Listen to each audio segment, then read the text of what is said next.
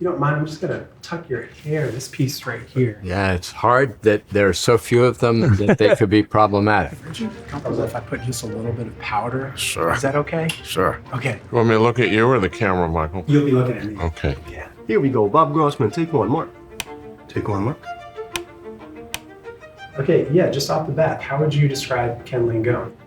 Describing Ken. So Ken is a force of nature, Most amazing person I know. He's a risk taker. highly intelligent, highly energetic. He is tremendously committed to everything he does. I have never known anyone who expresses the loyalty that Ken does toward his friends. He is the best friend in the world. He really cares and invests into people. That's sort of the story of Home Depot and really the mark of Ken's leadership.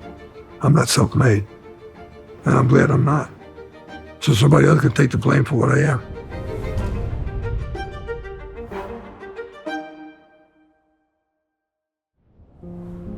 Ken Langone was born in Roslyn Heights, New York, to a working-class family. Dad was a plumber. Mom worked in a school cafeteria. If there was one word I would describe my upbringing, it would be unconditional love. If it didn't work, I knew one thing, they'd always be there for me. I was a bright kid, but I wasn't very ambitious academically. I spent so much time in the assistant principal's office that when the other kids would come in for slips, I could write his signature better than he could. Ken made his way through Bucknell University and went on to earn his MBA from NYU while getting his start on Wall Street. He developed his knack for deal-making while working at R.W. Pressbridge, where, in 1968, he would make his name underwriting the IPO for Ross Perot's electronic data systems. Hi, fellas, Ross Perot. Glad to meet you. Come on, let's go over here and sit and have a chat. He talked for 29 and a half minutes. He's telling me all these different things. Wall Street's pitching him. He said, what do you think of what I said? I said, well, Mr. Perot, that's the biggest pile of horse I ever heard in my life. And he went back like that. And he said, what do you mean? We talked for 13 hours. The Perot deal was emblematic of the approach Ken employed in all of his major career triumphs: spotting opportunity, building trust, and handling business with directness and integrity. In 1974, Ken strikes out on his own to start Invemed Associates, a boutique investment banking firm. He takes an interest in a company called Handy Dan, a home improvement retailer run by an exceptional CEO, Bernard Marcus. He was forthright. He was fun. He had a great sense of humor. He was plain. He was authentic. After studying Handy Dan's strong individual financials and meeting Bernie, Ken decides to invest heavily in the company. I said, Mr. Marcus, you get off your ass and you go out, you mortgage your wife, you mortgage your kids, you mortgage your home, you mortgage everything and you buy your stock. Because when I get done, it ain't gonna be selling for $3 a share. At the time, nearly all home improvement retailers relied on middlemen. Bernie had an idea for a big box retailer that would buy directly from manufacturers and pass the savings on to customers. When Bernie is unfairly let go from Handy Dan, he calls Ken in a panic. I said, Bernie, you just got hit in the ass with a golden horseshoe. What do you mean? Are you crazy? I've got no work. I got a family. I got all these. I said, stop. What are you talking about? I said, remember that company you said is going to wipe out the industry? We're going to do it. And the rest is history. As one of its co-founders, Ken went on to raise the $2 million that would create Home Depot. The move was typical Ken, seeing an opportunity, finding the capital, and betting on the right person to make it happen. I think one of the great qualities of Ken is his ability to pick people. He's a micro-observer, but not a micromanager. Under the leadership of Bernie and fellow co-founder Arthur Blank, Home Depot grew into the largest home improvement retailer in America. It starts with how you treat your people. And Bernie was a genius at this. In Ken's view, in a service-oriented business, the people who deal directly with customers are the heart of the company.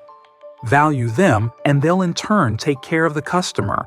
With loyal customers, the business will flourish, and shareholder value will follow. I think it helps a whole lot if you don't act like you're their boss or you're their superior. You walk in a store with Ken, and he treats every single associate, every hourly associate is the most important person that he's talking to. He would regularly do dinners with hourly associates, store managers, district managers. He just gives, and he's generous, and he's thrilled to do it because he loves what the people on the floor of the store do. 3 years after Bernie Marcus retires, Home Depot would find its successor in a former GE executive, Robert Nardelli, who would grow Home Depot and increase profits, but to the detriment of the company's most distinctive quality, its culture. There was this mindset of distrust, and we just couldn't have it. Fortunately, he had brought in Frank Blake. A lawyer and principled operator, Nardelli's protege Frank Blake left an impression on Ken. There was something inside his person, as his character, as a human being and as an honest man, that just blew me away.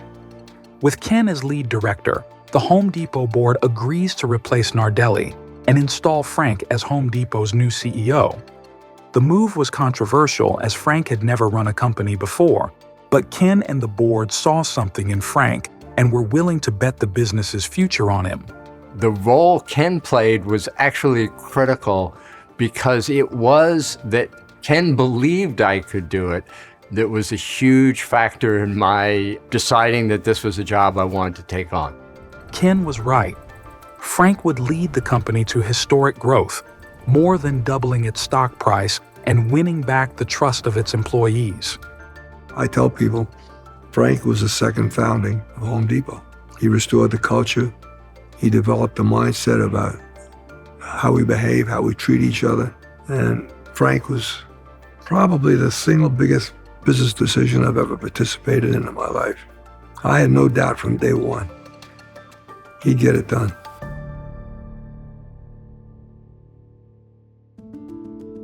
Because of Ken's involvement at NYU's business school, Ken was asked by Marty Lipton, chairman of NYU's Board of Trustees, to help revitalize its struggling medical school and hospital system.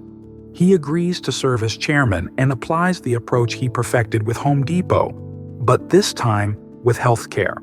We don't have customers, we have patients. And Ken, from day one, talked about compassion, empathy, taking care of the patient. He's in there meeting with nurses, walking around asking the custodians at NYU what things are like, talking to all the doctors.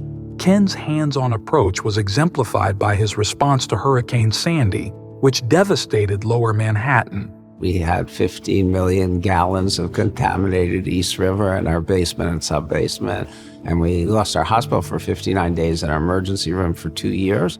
And Ken was there every step of the way, getting all the contractors and vendors. And he was instrumental in getting aid from Congress for Hurricane Sandy for the whole New York metropolitan area.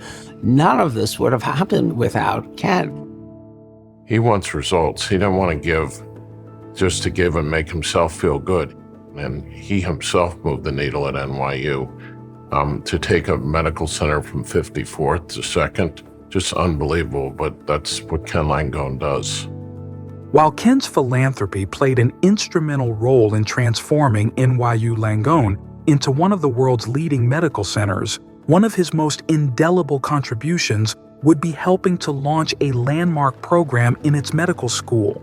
And in 2007, Ken said, well, what do you want to do? And I said, I want to do tuition free. And he immediately thought that was a great idea. It's changed the lives of students and their parents. Ken led the charge with a $200 million donation and helped raise hundreds of millions more to make NYU the first medical school in the nation to be tuition-free. He doesn't toot his own horn enough. Really amazing amount of individuals who he has touched and made a difference in. So for all of that, I think, I would express gratitude and love to Ken. What began as one of Ken's many bold bets on people became one of the most successful investments in American history. $1 invested in Home Depot's IPO would compound an average of 25% annually and be worth almost $19,000 in 2025. That same dollar would be worth only $155 if invested in the S&P 500. But for all the shareholder returns, Ken's most lasting legacy would be his impact on those around him. He's one of those people that you work for who brings out more in you than you think you have. A lot of my time at Home Depot, I was doing things I didn't think I could do. And to have that kind of confidence in me expressed by Ken was just world-changing. Some people I would define as vertically oriented. They treat people of power differently and frankly better than they treat people who society might call the little people on the rung. That's not Ken Langone. Ken Langone is a horizontally oriented person. This guy has done things for hundreds and hundreds of people that nobody knows about. He doesn't care who you are, and he'll treat you the same as he would treat the President of the United States. The most important single thing in the world you can do is respect somebody. And if you do that, they'll do their part. The Singleton CEO Prize was inspired by Will Thorndike's book, The Outsiders: 8 Unconventional CEOs and Their Radically Rational Blueprint for Success. The book profiles entrepreneurs whose work has demonstrated a combination of vision, talent, focus, and commitment, thereby producing exceptional shareholder returns over decades. The 2025 Singleton honoree is Ken Langone.